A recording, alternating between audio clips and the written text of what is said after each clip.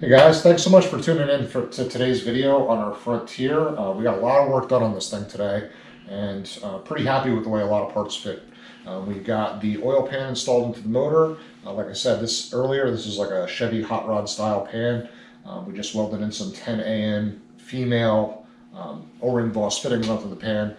The reason I didn't weld male fittings onto the pan is because while that's convenient for putting hose ends straight onto, if you bang one of those AN fittings into something on the vehicle when you're installing or pulling out the motor, good luck getting that AN fitting to seal. With a female O-ring boss, we can swap out the different fittings if they get damaged in any way. So just a little tip for you there. Clutch and everything went on just fine. We got basically the engine and trans bolted together and in the truck as they're going to be now. I don't really see any reason to have to pull this back out. We torqued everything down, got it all in place.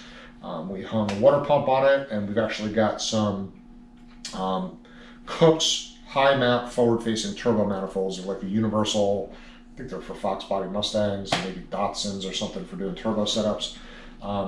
Cook's does all of our swap headers, so I was able to have them send up a set of these headers to try and fit. They do physically fit right now, obviously without the body on the truck. Before we commit to going this route, I do want to get the body on and see how turbo placement's going to come out with that. But for now, it looks good. We got the rack in.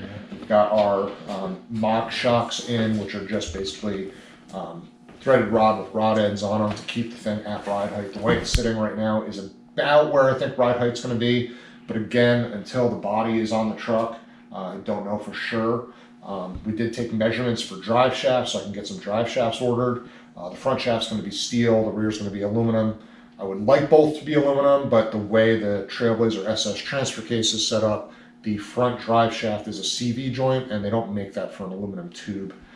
So unfortunately, the front shaft's going to be steel. Fortunately, it's only 2-inch diameter tube, small U-joints. It's not going to be really anything that heavy, even with being made out of steel. Like I said, the whole front steering is back in. We do have a little tight clearance for the steering shaft to the header on that side. There's like a boot on the steering shaft that protects some U-joints. On the road cars have the exact same U-joints that are inside that boot, and they don't have boots on them. I suspect that's there just because in a truck application they want to keep dust out. So we're probably going to pull the boots off and then build a heat shield on the header, again, if we decide to keep these headers to keep that safe. But right now, she's a roller. She's got everything bolted back together the way I want it to. We did kind of a mock alignment, so it's easy to roll around. Like I said, these 325, 3520 tires on 12.5-inch wheels look wild at all four corners. And it's really hard perspective-wise to see how wide this truck is, especially in videos. But we measured outside to outside on the tires. And to give you an idea, my enclosed trailer, basically we have like 3/4 of an inch on clearance on each side going through the door in an enclosed trailer right now. So she's wide. She's real wide.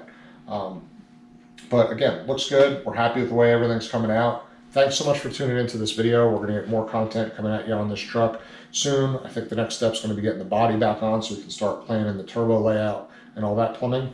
But please like, subscribe, follow us here on YouTube, Instagram, Facebook. It's LOJ Conversions on all of them. And thanks so much for tuning. God bless.